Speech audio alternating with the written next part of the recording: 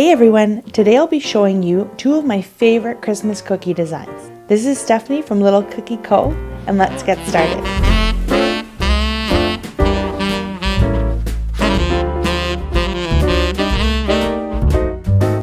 We're going to start with our stocking cookie. I want to give it an old tattered look, so we're going to put a few patches on it. I'm starting with my green outline consistency icing, and I'm touching down and gently lifting up the piping bag away from the cookie so my line falls smoothly. And every time that I have a point or a corner, I want to touch my bag down to the cookie again. When I have a rounded curve, you don't really want to touch your bag down at that point because you don't want a break in the flow of icing.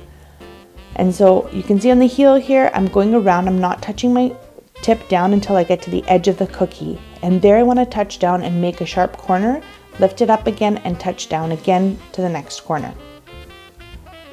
We're going to let these dry, and while they're drying, I'm going to do the top part of the stocking. So I've got my white outline consistency and I'm going to outline the top of the stocking. The reason we use outline consistency here is to keep the flood in. This is a thicker icing, it holds its shape, and so when we flood the cookie, this prevents the flood from going over the edge. Once we're done, we're going to let it dry for a couple minutes and then we'll go ahead and flood. Now that our outlines are dry, we can go in and flood. So go slowly around the edges. Your bag, you want it right next to your outline, not on top. We don't want to go over the outline and flood the outside of it. And just fill up towards the middle. Go in with a scribe and smooth out the icing, push it towards the edge if you missed any areas or there's any gaps, and just pull it gently towards the edge of the outline. You don't want to be scraping your cookie really hard. You want to just have the scribe tool floating in your icing. We're going to do the next section as well.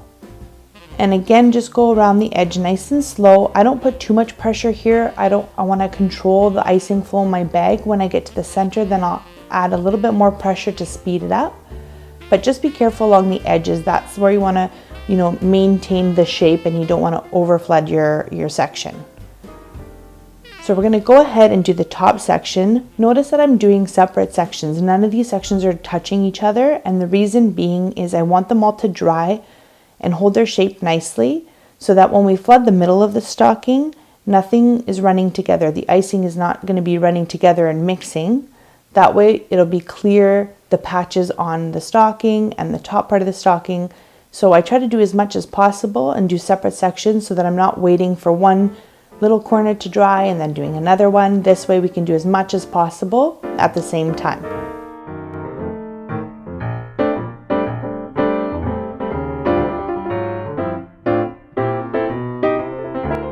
Now that I've finished flooding the top part as well, I'm going to set this aside to dry. If you have a fan or a dehydrator, it really speeds up the process. If not, you can let them air dry on the counter. Do not cover them as they won't dry properly. So once those sections are crusted over and dry, we can move on to the next section. Again, crusted over means that the top part is dry. You can touch it with the slightest touch and the icing won't get on your finger. However, if you push down on your icing, you will break through the icing. It's not fully dry yet. It's dry enough for us to move on to the next step. So I'm just outlining in red here the rest of the stocking. I don't need to outline any of the green parts or, by the white. I just want to do the outside of the stocking. While that outline dries, I'm going to do a couple of leaves here just for our holly. I cut my bag in an upside down V. And so the point of the V would be facing away from you and the open side of the V is facing towards you. If you need a tutorial, I have a tutorial on flowers and leaves. And there at the end of that video, I show you how to cut the bag to make a leaf. After the leaves, I'm going to put one dot of holly, and then I'm going to leave that for now so that it dries. Again, we want separate sections. We don't want the icing to melt together. So that's why we're only doing one dot at this point and letting it dry. And while that dries, I'm going to go in and flood my red icing and flood the rest of the stocking. You can see I'm taking my time. I don't want to flood too much on the white. I'm really going slow here. I'm trying to get my icing all the way up against the other sections without going over so that they have a smooth line. This takes time. You know, you want to go slow. I'm not putting a lot of pressure. I'm having full control over my bag. And to steady, you can see my left hand, my left finger there in the shot right now. So I use that against my bag so that I can have more accuracy when I'm piping and have a steadier hand, especially when I'm doing those sections where I'm being very careful and going slower. So now that we are going to smooth out the flood here, once this is all smoothed out and ready to go and I've got the icing in all the corners that I want it to be in, I'm going to set this aside again and let it dry, and then we'll come back and finish off the holly.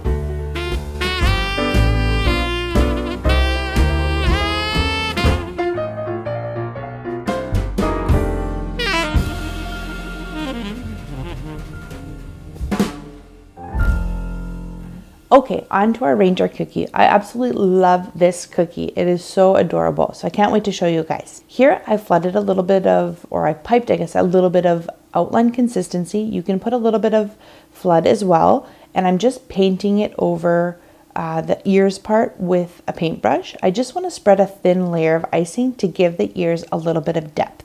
Once I'm done that, I'm going to trace the bottom part of his face. So again, with my outline consistency, this is a lighter section than the top of the cookie. I'm drawing an M. You can see I touch down every time I have a point or a sharp turn. And when I'm doing a circular round, section, like the bottom of his face here, I keep my bag above the cookie and I don't touch down. I want this line as smooth as possible. And to get that, I want my piping bag up in the air. When you have a turn or a stopping point or like a corner, that's when you want to touch your bag down. So again, I touch my bag down to start, attach the icing to the cookie, I lift it up so that it flows. And even if you're a little bit shaky, if you lift your bag up, it's almost like a piece of string. When you lift it up and pull it sort of tight onto the other side and touch it down, it will straighten itself out. Then I'm going to go on and outline the ears. So I'll outline the whole ear and then I'll put a line through the middle here. And I've got a little point there and I'm going to attach the middle line to that point.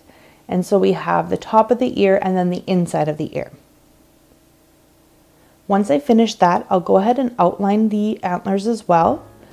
And then we'll put the cookie aside to dry for a few minutes. I do like to dry my outline. Thicker icing doesn't take very long to dry. It doesn't have to be super dry, but enough that I find when my outline's fresh and it's too wet, that when you go into flood, sometimes it melts into the flood and it pulls away from the side of the cookie or it goes over the edge a little bit. So when I dry it, it keeps its shape and I can go ahead and flood without worries that it'll fall off the cookie or, mess up the pattern. Tell me if you can, when the clock is striking 12, when I'm fast asleep, down the chimney broad and black, with your pack, your queen. Now my outline is dry enough to move on, so I'm going to go ahead and flood the bottom part of his face. If your icing ever feels like it's not coming out of the bag or it's starting to bubble up too much and kind of explode out of your bag, that does mean that you're putting too much pressure in one spot. So either you're not moving the bag fast enough or you are putting too much pressure and going too slow. So lighten up the pressure or move your bag a little bit faster to flood. Your flood doesn't have to be perfect. If you miss a spot, when you go more inside or outside, that's why you have your scribe tool and you can fill in the areas. And I always like to push my flood as much to the edge as possible. Now we're going to move on to the ears. And the reason I'm doing the ears now and not the top of the face is that I want that M shape of his face to stay like that. Sometimes when you flood a section right next to another wet section, the icing melts together and there's no definition of, the M, let's say, that we did if we flooded it right away. I really want that shape of his face to stay, and that's why I'm doing another section so that it can dry and then we can go ahead and have that definition separation for his face. So again, just slowly going in, controlling my icing bag with not too much pressure and going in with my scribe and getting all those little corners and pulling the icing to the edges. We're going to set this aside to dry, and now that it's dry, I can go in and do the top of the face. So you can see that the bottom section is dry enough here that when I flood, I have a defining line or a seam, and that shape will hold now.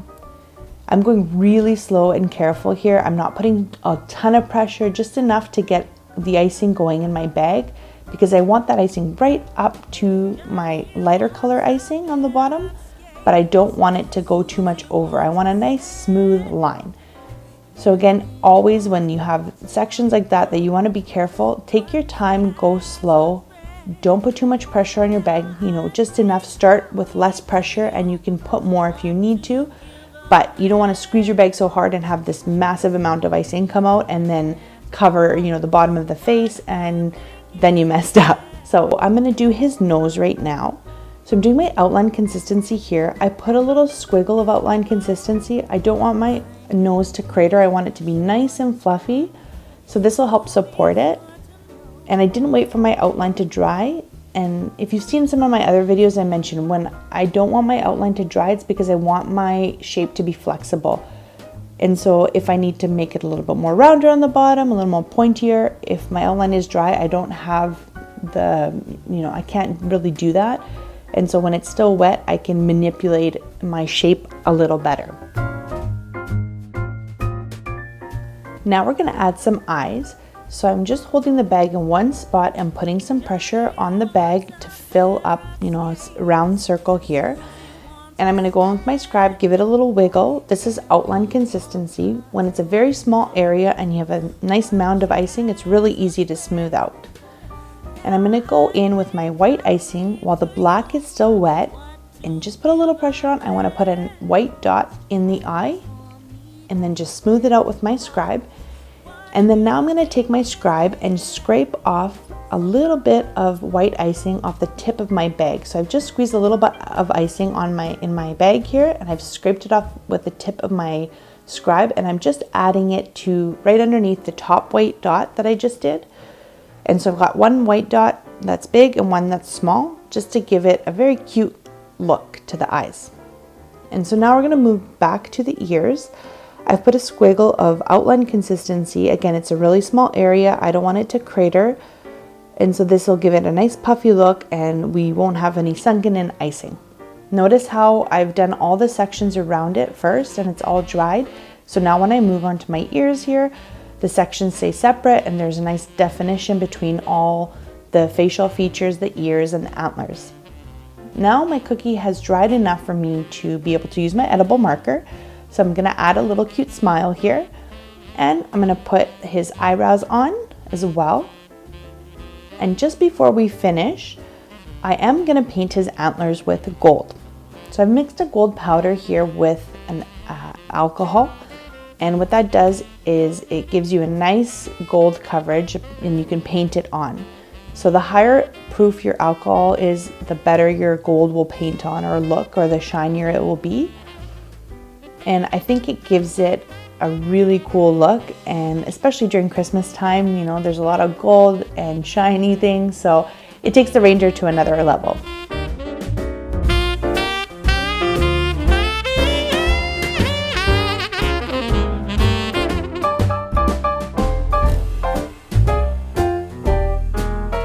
Well, that brings us to the end of the video. I hope you guys enjoyed it. These are some of my favorite cookies to make. They look so complicated, but when you break it down, they're pretty simple. I'll link the cutters below in the description of the video. And as always, thank you so much for all the love and support you guys have given me. I try to read every single comment that you guys leave. If you have any questions, let me know. And I hope you guys have a very Merry Christmas and Happy Holidays, and I'll see you in the next video. Happy baking!